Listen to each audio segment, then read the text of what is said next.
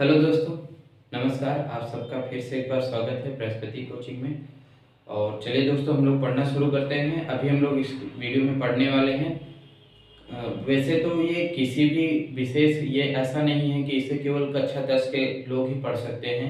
ये आपको पाँचवीं छठवीं से शुरू हो जाता है, क्योंकि इस वीडियो में हम लोग पढ़ने वाले हैं भाज्य भाज्य संख्या किसे कहते हैं। ठीक है, मासा, लासा और उसके साथ साथ साथ विभाज्यता के नियम, तीन चीजें हम लोग देखेंगे। ठीक है, तो देखो, एक हमारे हिसाब से देखो क्या होता है कि हम लोग कई बार देखते हैं, या फिर हमें जो स्कूलों में पढ़ाया जाता है, या फिर हमें तो भाई यही पढ़ाया गया था कि प्रश्नावली ये खोलिए और इसके सवाल लगाइए। ठीक है, उसके अलावा हम लोगों को बताया ही नहीं गया कि गणित में और क्या क्या चीजें होती हैं। ठीक है, हम लोग केवल सवाल लगाने से मतलब रखते थे, हमें पता ही नहीं होता, हमें उसमें जो शब्द यूज होते हैं वो चीजें हमें नहीं पता होती हैं, है कि नहीं, जो कि पता होनी चाहिए। केवल सवाल लगा लेने से सवाल थोड़ी हल हो जाता, या फिर हल हो भी जाता है तो हमें जब जानकारी ही नहीं रहती कि हम कर क्या रहे हैं, तो उसका कोई मतलब भी नहीं रहता है ना। तो इस वीडियो में हम लोग 1.2 जो सवाल होंगे उनको हल करने से पहले उसकी थ्योरी पढ़ेंगे, है ना। अगर आप किसी भी प्रतियोगी परीक्षा की भी तैयारी कर रहे होंगे तो भी ये चीजें जरूरी हैं, है ना। तो चलिए हम लोग शुरू करते हैं। अगर आपने ये वीडियो आपने अच्छे से देखा, पढ़ा, तो निश्चित रूप से आपका 1.2 जो कि अभ्यास है, एक्सरसाइज है, वो बहुत आसानी से समझ में आएगी। ठीक है, हम लोग पढ़ना शुरू करते हैं। और सबसे पहले देखते हैं, देखो यहाँ पे अभाज्य संख्या के बारे में दिया है कि अभाज्य संख्या किसे कहते हैं। ठीक है, क्योंकि ये शब्द अभी हमें मिलेंगे जब प्रश्नावली में, तो हमें पता नहीं होता किसे कहते हैं, तो वो चीज देख लेते हैं। देखिए दिया है, संख्या एक के अतिरिक्त वे समस्त संख्याएं जो एक और स्वयं को छोड़कर किसी भी संख्या से विभाजित नहीं होती है, ठीक है, अभाज्य संख्याएं कहलाती हैं। वे संख्याएं जो केवल एक से और स्वयं से विभाजित होती हैं, मतलब कि भाग दोगे तो या तो एक से भाग जाएगा, उसमें भाग है ना, डिवीजन, या तो फिर उसमें उसी संख्या का भाग जाएगा। जैसे उदाहरण के लिए दो, जैसे दो है, आप इसको किसी भी संख्या से भाग दे ही नहीं सकते। कहने का मतलब है कि आप इसको केवल या तो दो से भाग दे सकते हैं, दो एकम दो विभाजित हो रही है, या तो आप इसको एक से दे सकते हैं। एक का गुणा दो में करेंगे, एक दुक्के दो, समझ में आया। तो यहां पे आप देखें, अगर आप इसको तीन से देना चाहें या फिर चार से, किसी भी संख्या से मतलब दे ही नहीं सकते, तो वो संख्याएं, ठीक है, जो केवल स्वयं से विभाजित होती हैं और एक से विभाजित होती हैं, उन्हीं को हम क्या कहते हैं, अभाज्य संख्याएं। समझ में आया ना। ये कुछ अभाज्य संख्याएं हमने यहाँ पर लिख दी, आप देख सकते हैं, जैसे 2, 3, 5, 7, 11, 13, 17, 19, 23, 29, 31, 37, 41 आदि। टोटल 1 से 100 तक में 25 होती हैं अभाज्य संख्याएं। ठीक है, जगह नहीं इसलिए हमने नहीं लिखा। तो अभी आपको समझ में आ गया होगा ना कि अभाज्य संख्याएं होती क्या है। आपने देखो एक सम संख्या, विषम संख्या देखा होगा, है ना। तो सम संख्या जो दो से विभाजित हो जाती है उन्हें सम संख्या, जो दो से विभाजित नहीं होती उन्हें क्या कहते हैं, विषम संख्या। लेकिन अभाज्य संख्या किसे कहते हैं, जो केवल स्वयं से विभाजित होती है और एक से विभाजित होती है, उसे अभाज्य संख्या कहते हैं। ठीक है, उसके बाद देखते हैं भाज्य संख्या किसे कहते हैं। देखिए भाई, जो अभाज्य संख्याएं हैं उन सबको छोड़ के जितनी भी संख्याएं हैं सब भाज्य संख्याएं हैं। एक तो ये परिभाषा हो सकती है। दूसरी क्या हो सकती है कि संख्या एक के अतिरिक्त वे समस्त संख्याएं जो स्वयं के अतिरिक्त दूसरी संख्याओं से भी विभाजित हो जाती है। ठीक है, ये संख्याएं मतलब भाज्य संख्याएं वे संख्या होती हैं जो स्वयं के अतिरिक्त दूसरी संख्याओं से भी विभाजित हो जाती है। समझ में, स्वयं से भी विभाजित हो जाती हैं और दूसरी संख्याओं से भी विभाजित हो जाती है। स्वयं के साथ लिख लीजिए यहाँ पे, स्वयं के साथ साथ दूसरी संख्याओं से भी विभाजित हो जाती है। जैसे हमने यहाँ पे 4 लिखा, तो 4 को आप 4 से भी विभाजित कर सकते हैं। 4 एकम 4, पूरा भाग चला गया, तो 4 एकम 4 मतलब पूरा भाग चला गया। इसका मतलब ये क्या है, भाज्य संख्या है। ठीक है, उससे पहले एक और हम देखते हैं, क्या ये संख्या दूसरी संख्याओं से, ये तो भाई हो गया कि स्वयं से विभाजित हो रही, क्या अब हमें ये देखना है कि क्या ये दूसरी संख्याओं से भी विभाजित होती है। 2 दूनी 4, फिर भी देखो भाग चला गया, तो इसका मतलब कि 4 क्या है, भाज्य संख्या है, क्योंकि इसका स्वयं से भी विभाजित है और दूसरी संख्याओं से भी विभाजित है, उसको क्या कहते हैं, भाज्य संख्या। वहीं दूसरी तरफ जो केवल स्वयं से विभाजित होती हैं या एक से विभाजित होती हैं, उनको क्या कहते हैं, अभाज्य संख्या। समझ आए। अच्छा, एक के अतिरिक्त यहाँ पर लिखा गया है, क्योंकि एक ऐसी संख्या होती है जो ना तो अभाज्य है और ना ही भाज्य है, इसलिए यहाँ पर एक के अतिरिक्त लिखा गया। आया समझ में। अगर आपसे कभी पूछा जाए कोई ऐसी संख्या बताइए जो ना तो भाज्य है ना अभाज्य, तब आपको क्या बताना है, एक। ऐसी संख्या कौन सी है, एक है, जो कि ना ही भाज्य है और ना ही अभाज्य। अगर आपसे दूसरा क्वेश्चन ये पूछा जाए कि सबसे छोटी अभाज्य संख्या कौन सी होती है, तो क्या बताओगे, 2। अगर सबसे बड़ी पूछा जाए तो बड़ी ज्ञात नहीं है, क्योंकि इतनी सारी संख्याएं पता नहीं, कोई अनंत कह सकते हैं आप। अगर आपसे पूछा जाए सबसे छोटी सम संख्या, तो भी आपकी क्या है, 2 है। और आपको ध्यान रखना है कि 2 ही एक ऐसी सम संख्या है जो सम है, बाकी जितनी भी आप देख रहे हैं ये सभी अभाज्य संख्याएं क्या है, विषम है।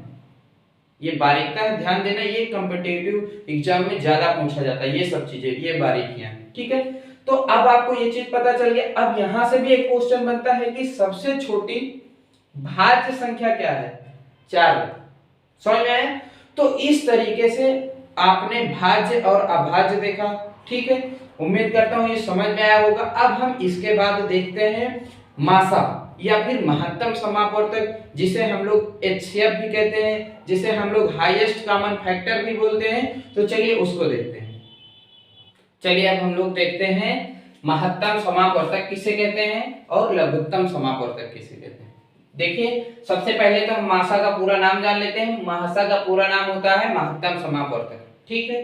इंग्लिश में जिसे हाईएस्ट कॉमन फैक्टर बोलते हैं, इसी को शॉर्ट में एचसीएफ कहा जाता है। समझ में आया। तो एचसीएफ का पूरा नाम क्या हो जाएगा, हाईएस्ट कॉमन फैक्टर, ठीक है। उसी तरीके से अभी हम लासा का भी फुल फॉर्म देख लेते हैं। लासा का फुल फॉर्म क्या होता है, लघुत्तम समापवर्तक। लघुत्तम समापवर्तक, इंग्लिश में इसको लोवेस्ट कॉमन मल्टीपल बोलते हैं, ठीक है। शॉर्ट नेम इसका एलसीएम होता है, एलसीएम।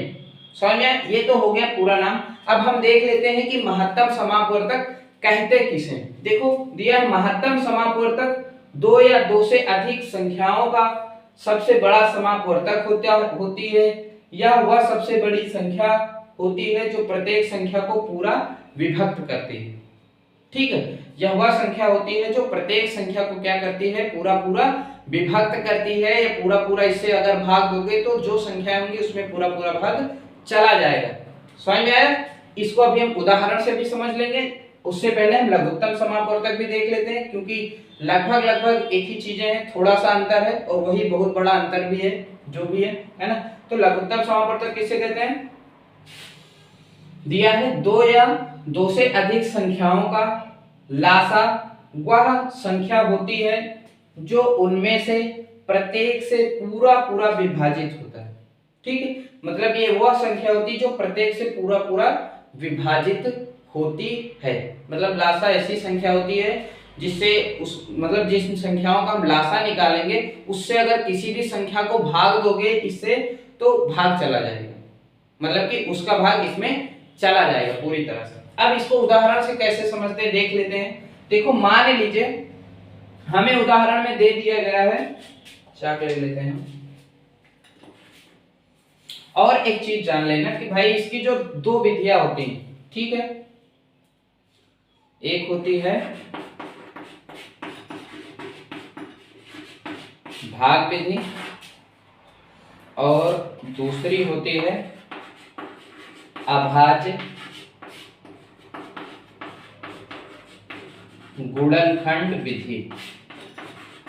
दूसरी क्या होती है, अभाज्य गुणनखंड विधि, ठीक है। तो भाग विधि और अभाज्य गुणनखंड विधि, इन्हीं दोनों विधियों से लासा भी निकाला जा सकता है और मासा भी निकाला जा सकता है। जो हमारे सिलेबस में है 10वीं में जो दिया है अभाज्य गुणनखंड विधि दी हुई है। इससे पहले जब हम यूक्लिड विभाजन प्रमेय का जो यूज कर रहे थे ना उसके हिसाब से जो मासा निकाल रहे थे वही भाग विधि थी। ठीक है, इसलिए हम उस पर बात नहीं करेंगे।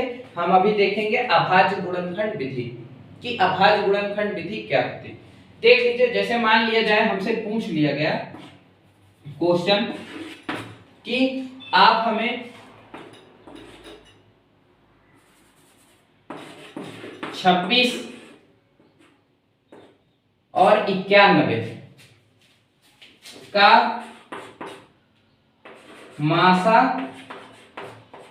तथा लासा ज्ञात कीजिए। दोनों ज्ञात करना, 26 91 का मासा और लासा।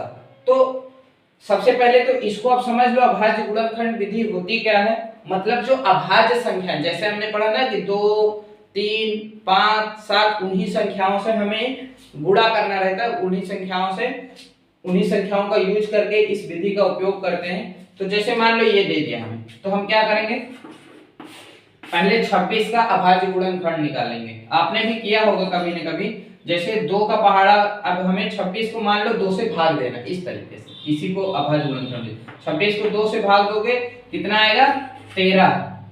अब 13 तो अभाज्य संख्या है, आपको पता है ना अभाज्य संख्या। अब तो 13 क्या है, केवल स्वयं से विभाजित होगी, मतलब कि 13 एकम 13।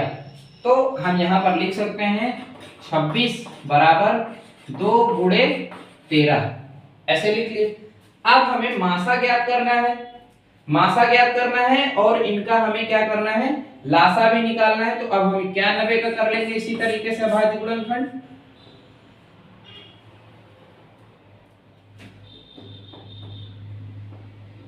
ये देखते हैं किससे विभाजित होगा, 9 1 10 7 से देखते हैं, 7 से लग रहा शायद जाना चाहिए।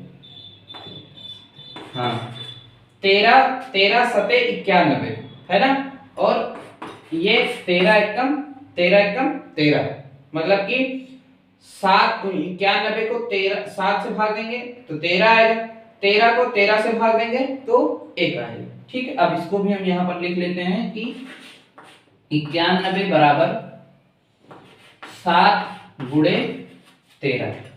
ये समझ में आ गया ना, यहाँ पर इतना कैसे आया, यहाँ पर इतना कैसे आया। अब हमें क्या करना रहता है, देखो मासा में क्या करते हैं, जो संख्याएं मिलती हैं दोनों में हो, जो उभयनिष्ठ गुणनखंड हो, मतलब हमें ऐसी संख्या देखनी है जो दोनों में हो, इसके गुणनखंड में भी हो, इसके गुणनखंड में भी हो, तो वही संख्या हमारी मासा होती। जैसे कौन सी होगी आपकी, ये संख्या देखो 13 इसमें भी है, 13 इसमें भी है, इसका मतलब इसका जो इन दो संख्याओं का 26 और 91 का मासा कितना हो जाएगा, मासा बराबर कितना हो जाएगा, 13। समझ में आया, कितना हो जाएगा, 13। अब हमें क्या देखना है, इनका लासा देखना है। तो लासा में देखो क्या होता है, इन सभी संख्याओं का आपस में गुणा होता है, मतलब कि 13 का गुणा 2 में, फिर जो संख्या आएगी 7 में, इन सभी का मतलब आपस में क्या कर देंगे, हम गुणा कर देंगे। तो उसको करके देख लेते हैं हम लोग। देखो इसका इसमें करेंगे तो सीधा सीधा 13 दूना 26 हो जाएगा, 26 आ गया। अब 26 का गुणा हमने अगर 13 में किया तब कितना आएगा, 13 छंग 78, 78 का 8 लिखेंगे, हासिल 7 आएगा। ठीक है, 13 का पहाड़ा कितने बार पढ़ेंगे, 2 बार, 13 दूना 26 और 26 और 7 कितना होता है, 26 7 4 इधर आएगा, बचेगा यहां पर आपका 3 33।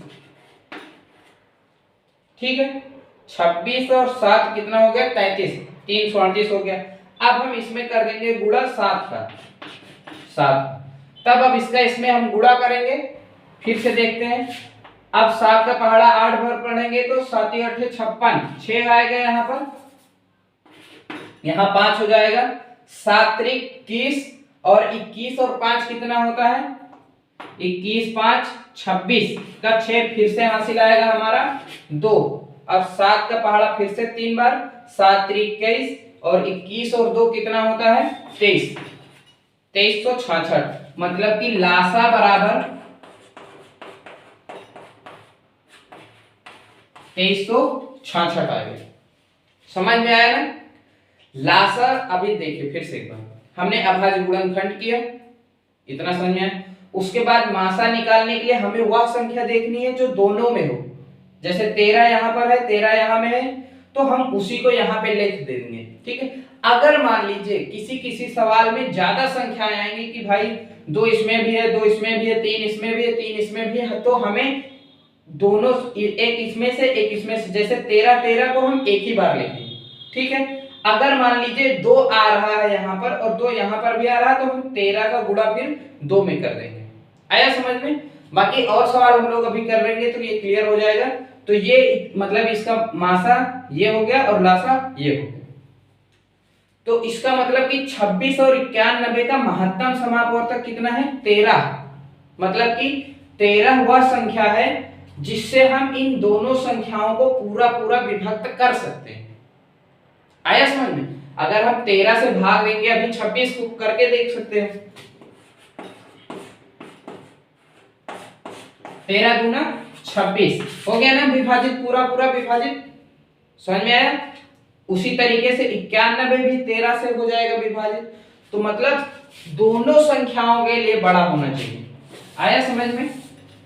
तो इस तरीके से ये रहा हमारा मासा और लासा, उनका फुल फॉर्म। हम लोग अब चलिए देखते हैं विभाज्यता के नियम, जो जैसे हमने यहाँ पर किया था कि किस संख्या से कौन सी संख्या विभाजित होगी, अभाज्य किस संख्या से करेंगे गुणनखंड या भाग, वो चलिए देखते हैं। चलिए दोस्तों, अब हम लोग देखते हैं विभाज्यता के नियम या फिर विभाज्यता की जांच हम लोग कैसे करेंगे कि कोई भी संख्या किस संख्या से विभाजित है या नहीं है। इसका उपयोग देखो सबसे ज्यादा अभाज्य गुणनखंड जब हम लोग करेंगे तब बहुत ज्यादा होता है। तो 2 से विभाज्यता कैसे पता करेंगे कि यह 2 से भाज्य है या नहीं भाज्य। समझ में आया। तो कैसे पता करेंगे? किसी संख्या के अंत में यदि 0, 2, 4, 6, 8 आता है तो वह 2 से विभाज्य होगी। समझ में आया। आपने देखा होगा कि कई बार टीचर कर देते, डायरेक्ट कर देते हैं, समझ नहीं आता रहे 2 से ही क्यों कर रहे हैं। तो अब आपको भी पता होना चाहिए कि किसी भी संख्या के अंत में अगर 0 दिखाई देता है, 2 दिखाई देता है, 4 या 6 या 8 आता है तो समझ लो 2 से विभाज्य होगी या फिर भाग चला जाएगा 2 से। समझ में। देख करके आप बता सकते हो कि भाग जाएगा कि नहीं जाएगा। कैसे? देखिए यहाँ पर जैसे 10 दिया है, लास्ट में इसके इकाई का अंक कितना है? 0, मतलब भाग चला जाएगा, है कि नहीं। नहीं पता या फिर नहीं समझ में आ रहा तो आप देख सकते हैं, देखो यहाँ पे 2 पंचे 10, 2 पंचे 10, देखो पूरा पूरा भाग चला गया कि नहीं चला गया। इसका मतलब यह है कि भैया ये जो संख्याएं अगर किसी संख्या के अंत में, ठीक है, 0, 2, 4, 6, 8 आती है तब वो 2 से भाज्य होगी। ठीक है। उसके बाद 3 से विभाज्यता कैसे पता करेंगे कि कोई संख्या 3 से भाज्य है या नहीं है, मतलब भाग चला जाएगा कि नहीं जाएगा। तो कैसे पता करेंगे? देखिए दिया ऐसी संख्याएं जिनका योग 3 से भाज्य हो तो वह संख्या भी 3 से भाज्य होगी। मतलब कोई भी संख्या जैसे दी, जैसे यहाँ पर ये देखो ये संख्या दी गई है 82,605, तो इनके अंकों का योग मतलब 8 से 8 में 2 जोड़ दो, 2 में फिर 8 2 10, 10 6 16, 16 5 21। तो जो संख्या आएगी जैसे 21 आया तो हम अगर 21 का भाग देंगे, 3 से भाग चला जा रहा है, इसका मतलब कि ये संख्या भाज्य होगी। समझ में है। आपको इतनी बड़ी संख्या के लिए उतना आप कैसे पता करेंगे कि ये भाज्य है कि नहीं। अब आपको समझ में आ रहा होगा ना। आप इनको इधर इधर को जोड़ लीजिए, ठीक है, ऐसे जोड़ लीजिए, इनको ऊपर नीचे करके नहीं जोड़ना, ऐसे जोड़ लीजिए। जैसे यहाँ पे जुड़ा 21 आ रहा तो आप इसको मत भाग दीजिए 3 से, आप इसको अगर भाग दे देंगे तो खुद ही पता लग जाएगा कि हाँ ये संख्या भाज्य है या नहीं।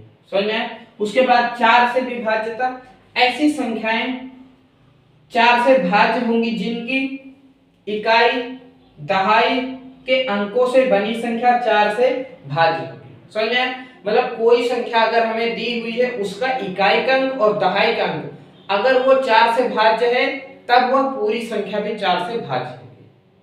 ठीक है। जैसे उदाहरण के लिए कहा गया, जैसे यहाँ पर दिया है, जैसे उदाहरण के 968, तो ये 68 आ रहा, ये इकाई का अंक हो गया, ये दहाई का अंक हो गया। भाई इधर से ही तो इकाई दहाई सैकड़ा हम लोग करते हैं ना। ठीक है। तो इकाई का अंक और दहाई का अंक जैसे 68 आ गया, तो 68 अगर 4 से भाज्य है तो ये संख्या भी 4 से भाज्य होगी।